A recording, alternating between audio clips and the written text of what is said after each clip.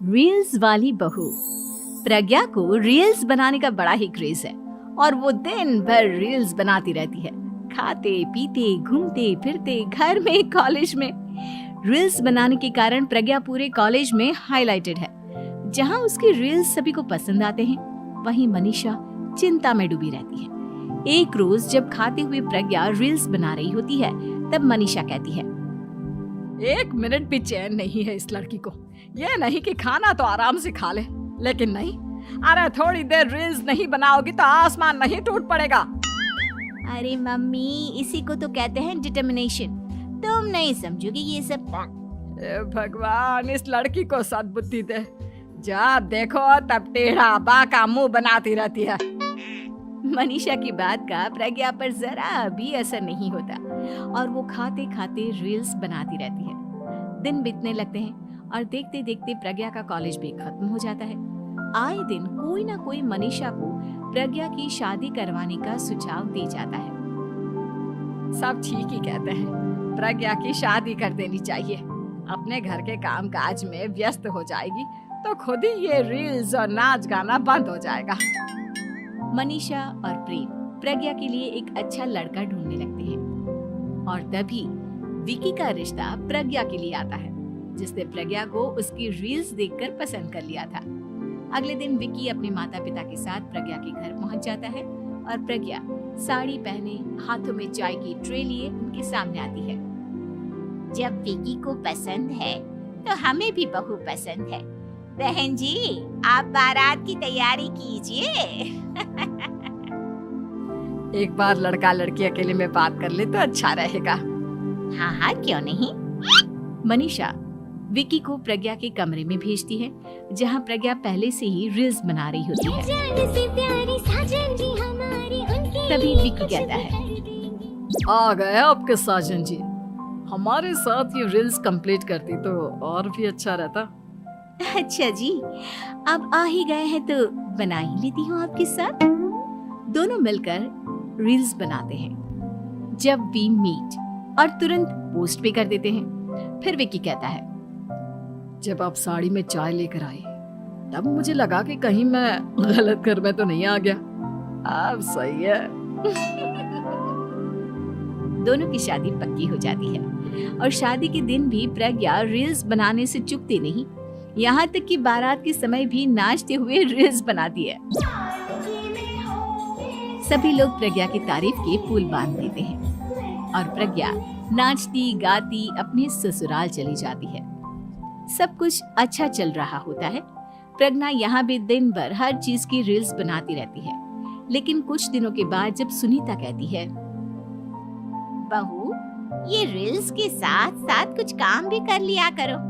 वैसे तुझे और क्या क्या बनाना आता है?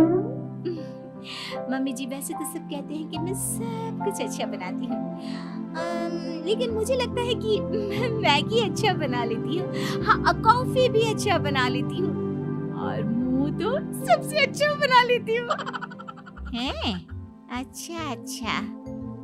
सुनीता अपना माथा पकड़ लेती है और कहती है, बहू, कुछ खाना बनाना भी सीख लेती। मम्मी जी, मैं लंबी प्लानिंग कर रही हूँ। जल्दी ही मैं इतनी फेमस हो जाऊंगी कि मुझे पैसे मिलने लगेंगे। हम दोनों सास बहू राज करेंगे, राज। नौकर काम करेंगे और लोगों की तो लाइन लगेगी हमसे मिलने के लिए। तेरा दिमाग खराब हो गया है क्या बहू? हंसी मजाक तक ठीक है, लेकिन इस तरह घर नहीं चलते। जितना जल्दी हो इस घर के तौर तरीकों को सीख लो। प्रज्ञा मुंह घुमाकर चली जाती है और तुरंत उसी वक्त एक रील बनाती है। ये देख सुनीता का गुस्सा 7वें आसमान पर चला जाता है और विकी के घर आते ही सुनीता उसे सब कुछ बताती है। विकी भी अब प्रज्ञा की इन हरकतों से परेशान हो जाता है। तुम टेंशन मत लो मम्मा, मैं देख लूंगा। विकी कमरे में जाता है तो देखता है कि प्रज्ञा रील्स बना रही है। विकी बड़े ही प्यार से प्रज्ञा से कहता है, प्रज्ञा, इन सब के लिए मैं तुम्हें मना नहीं कर रहा हूँ, लेकिन फिर भी हर वक्त तो ये अच्छा नहीं लगता ना। समझने की कोशिश करो, मुझे भी तुम्हारा थोड़ा वक्त चाहिए। मैं जब ऑफिस से आता हूँ तो मुझे समय देने की जगह इसी में लगी रहती हूँ। तुम ज्यादा ही सोच रहे हो। तुम भी मेरे साथ रील्स बनाओ ना, तुम्हें भी बहुत अच्छा लगेगा। तुम्हें इज्जत से कोई बात समझ में नहीं आती क्या? दिमाग खराब हो गया है तुम्हारा इस चकाचौंध से। अगर तुमने अपना रवैया नहीं बदला तो मैं तुमसे दूर चला जाऊंगा। तुम ही रिश्ता लेकर आए थे, मुझे लड़कों की कमी नहीं थी और ना आज है। विकी दरवाजा पटककर चला जाता है। धीरे धीरे विकी प्रज्ञा से दूर होता जाता है। एक रोज मनीषा प्रज्ञा के ससुराल उससे मिलने जाती है। तब सुनीता उससे कहती है, बहन जी, अब आई हैं तो कुछ दिन यहाँ रहकर जाइएगा, आप ही का घर है। हाँ मम्मी, बहुत दिन हो गए तुम्हारे साथ एक भी रील नहीं बनाई मैंने। प्रज्ञा तुरंत अपने फोन में रील्स ऑन कर लेती है। ये सब मुझसे नहीं होता। तेरा ये भूत अभी तक नहीं उतरा क्या? बहन जी, आप कुछ कहती नहीं क्या इसे? जब आप ही कुछ नहीं कर पाई तो मैं कर ही क्या सकती हूँ। सास तो वैसी ही बदनाम है। शाम को घर की लाइट चली जाती है और मनीषा प्रज्ञा से कहती है, मेरे घुटनों में बहुत दर्द हो रहा है, तू लाइट का कुछ इंतजाम करना बेटा। अच्छा, कैंडल जला देती हूँ मम्मा। प्रज्ञा गाते हुए कैंडल जलाती है और खिड़की के पर्दे के पास रख देती है। मनीषा, जिसे बहुत दर्द हो रहा है, वो सो जाती है और प्रज्ञा हमेशा की तरह अपने रील्स में लग जाती है।